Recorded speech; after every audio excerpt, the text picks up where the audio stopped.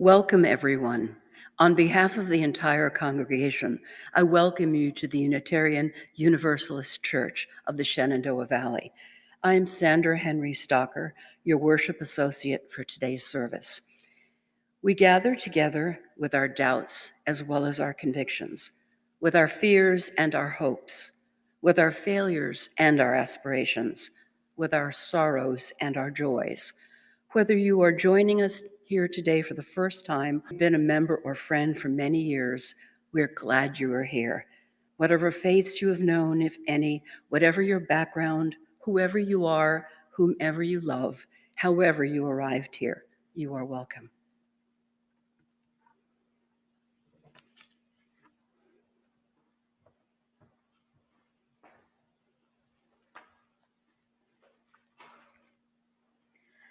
Our opening words today are attributed to Chief Noah Seattle. This we know. The earth does not belong to us. We belong to the earth. This we know. All things are connected like the blood which unites one family. Whatever befalls the earth befalls the sons and daughters of the earth. We did not weave the web of life. We are merely a strand in it. Whatever we do to the web, we do to ourselves.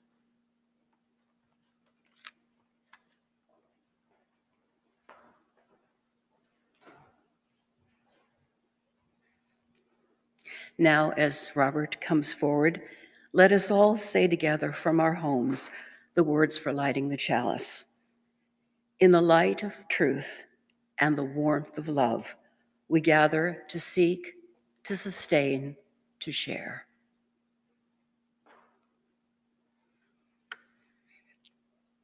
Now I invite you to join with me as we say our covenant from our homes. Love is the spirit of this church.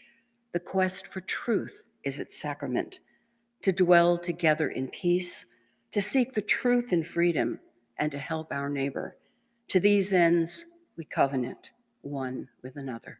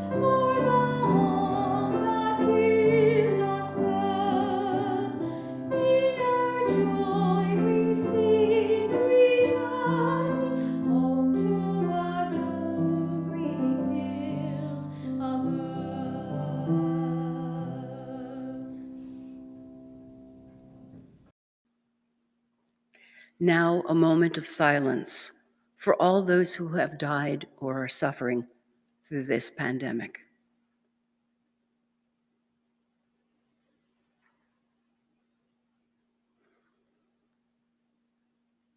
And now I'd like to provide a little background on today's speaker.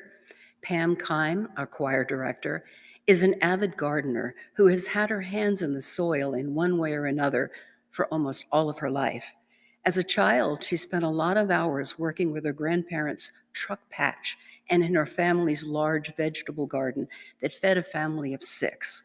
While in college, she couldn't get away from plants and worked at the Scott Arboretum in Swarthmore, Pennsylvania.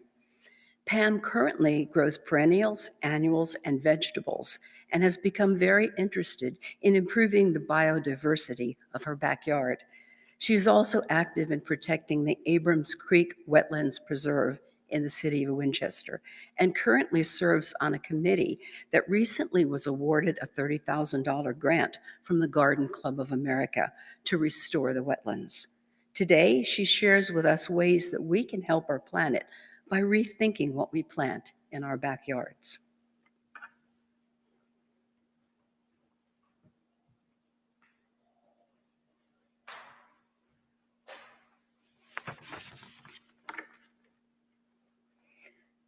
Some words for reflection: a root, a stem, a leaf, some means of capturing sunlight and air and making food, in some, a plant. The green substance of the earth, the chlorophyll, is all summed up in the plants. Without them we perish, all of us who are flesh and blood. Hal Borland, American writer and naturalist. And these words from a Native American proverb: the frog does not drink up the pond in which he lives. In his recent inaugural address, President Biden offered these words: the cry for survival comes from the planet itself. With so many threats to our planet, such as climate change, loss of natural areas, and the extinction of species large and small, we may not be sure how to respond to nature's cry, because any action we might take may seem too small to matter, that it would just be a drop in the proverbial bucket. Today, I would like to share how we can increase biodiversity in our backyards through small changes that, when done by many, can make a difference. What exactly is biodiversity? Using the easily understood definition by the World Wildlife Fund, biodiversity is all the different kinds of life you'll find in one area, the variety of animals, plants, fungi, and even microorganisms like bacteria that make up our natural world. Each of these species and organisms work together in ecosystems, like an intricate web, to maintain balance and support life. This web has functioned well until we humans intervened. We cut down forests, paved roads, and built houses and other structures on what was once untouched land. This destruction of natural habitats has been one of the main reasons that the number of animals living on the earth has been cut in half since 1970. Some ecologists consider the loss of biodiversity to be a greater threat to humanity than climate change.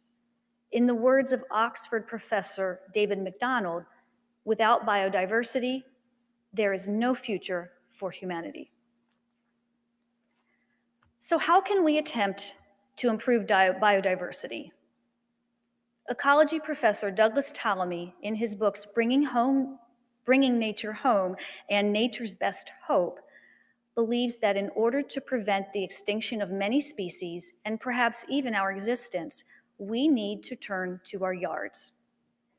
Consider that 85% of the land east of the Mississippi is in private ownership.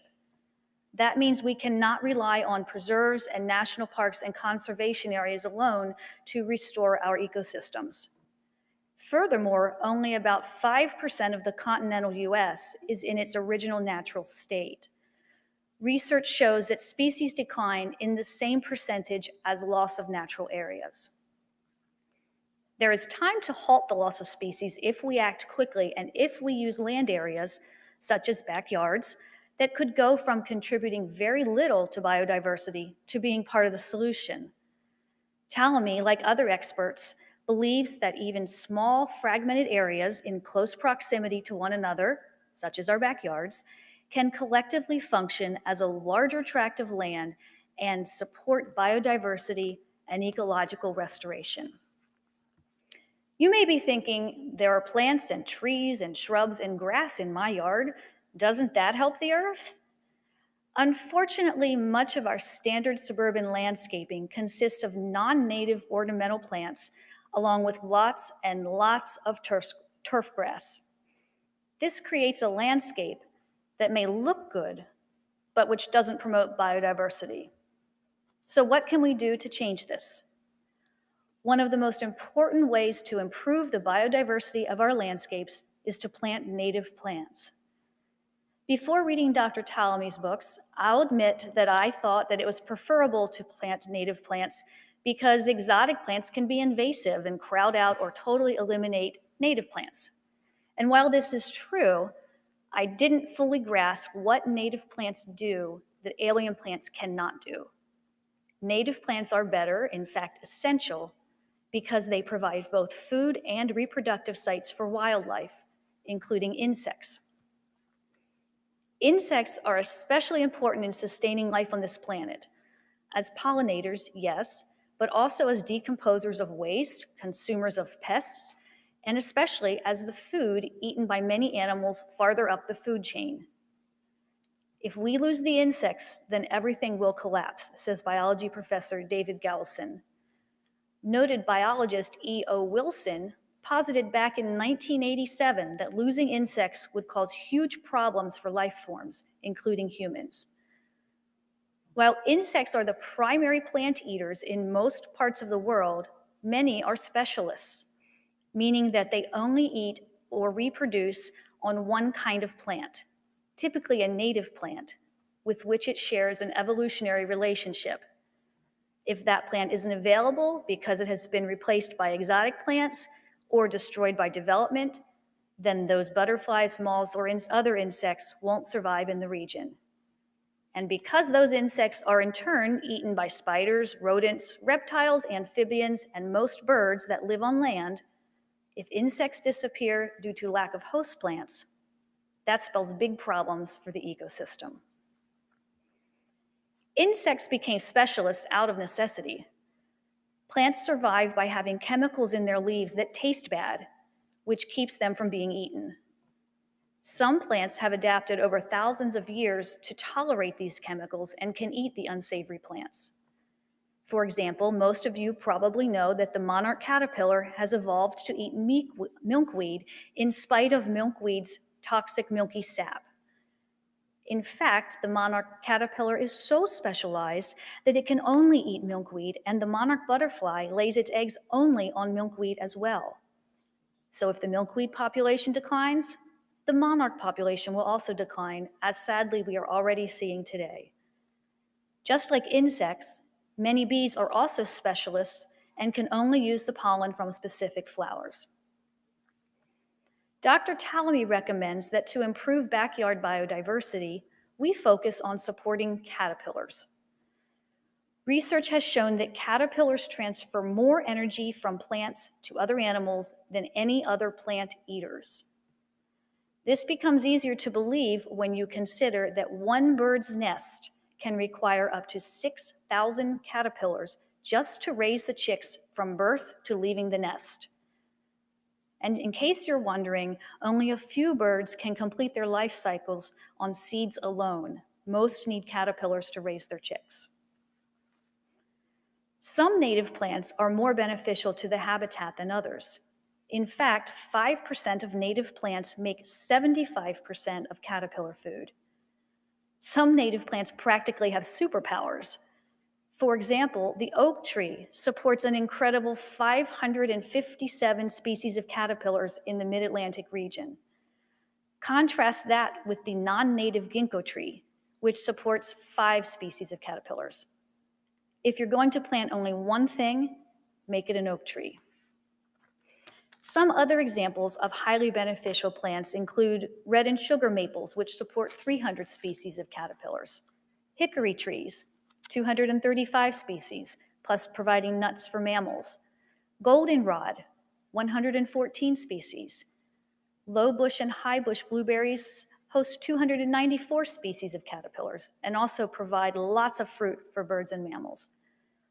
And the native dogwood, 110 species, which compared to the non-native Kusa dogwood, which supports only a few herbivores, the native dogwood is a much better choice.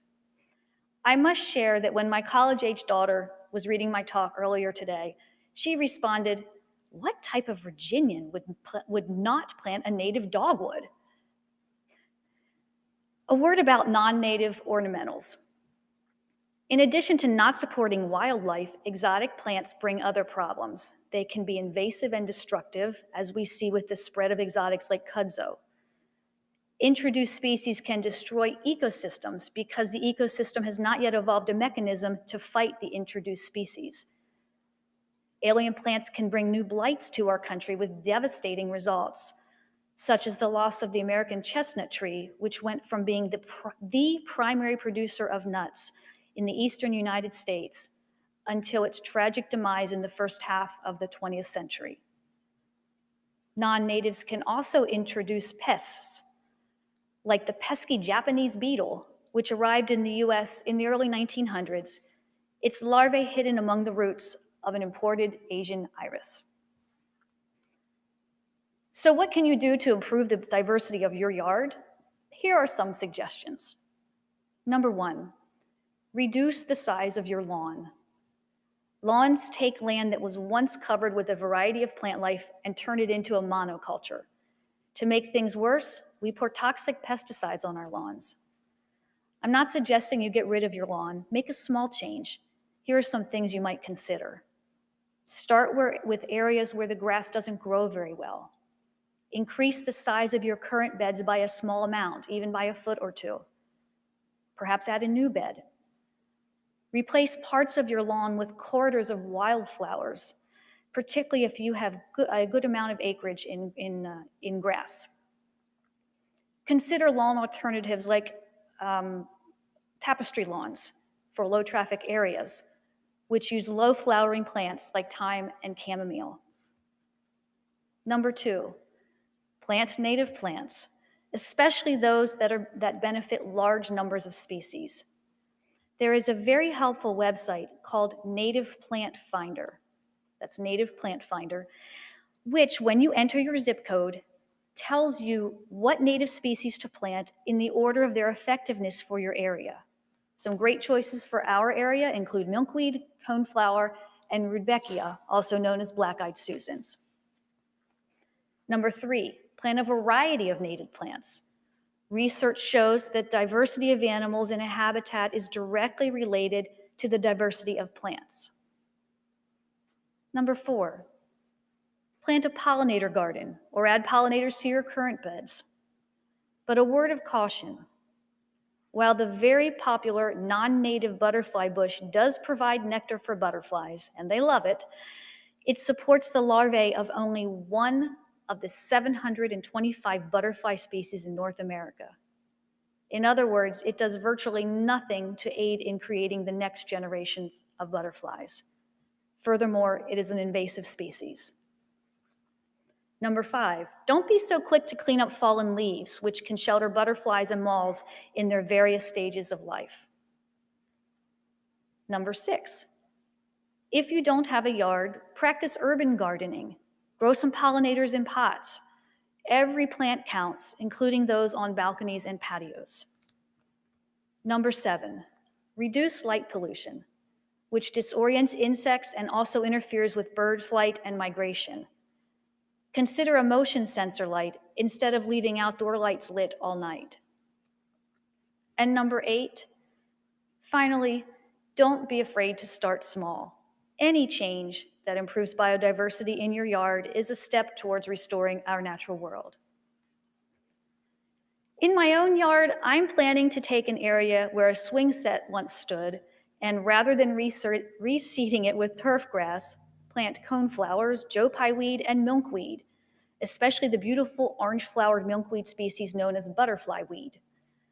I'm very excited to see what butterflies this bed attracts and what species of birds show up from the increase in caterpillars. And I'll also plant some of my favorite dahlias there too. We don't have to completely eliminate alien plants, just do much better than we have in the past. With spring just around the corner, and with many of you perhaps planning to work outdoors in your yards and gardens even more than usual during this pandemic, I hope I've given you some things to think about as you wander through local garden centers. Whenever possible, choose native plants and trees that give back more than just beauty.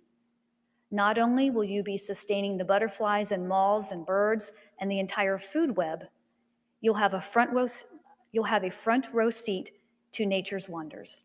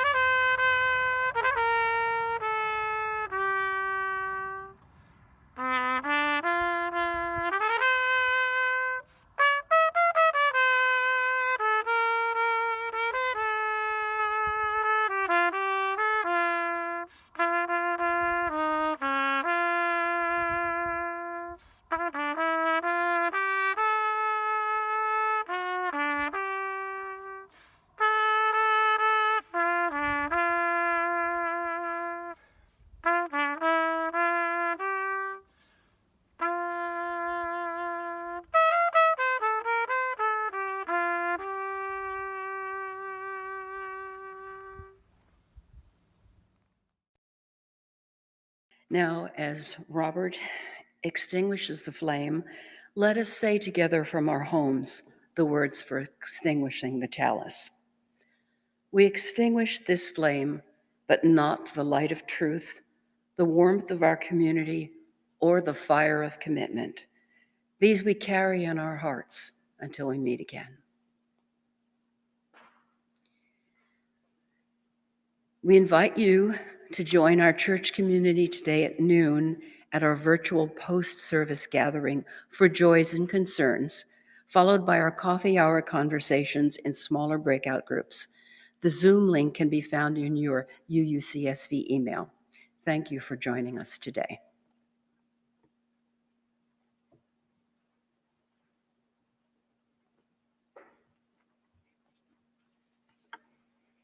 Our closing words today are from Jane Goodall. I like to envision the whole world as a jigsaw puzzle. If you look at the whole picture, it is overwhelming and terrifying, but if you work on your little part of the jigsaw and know that people all over the world are working on their little bits, that's what will give you hope. Peace be with you.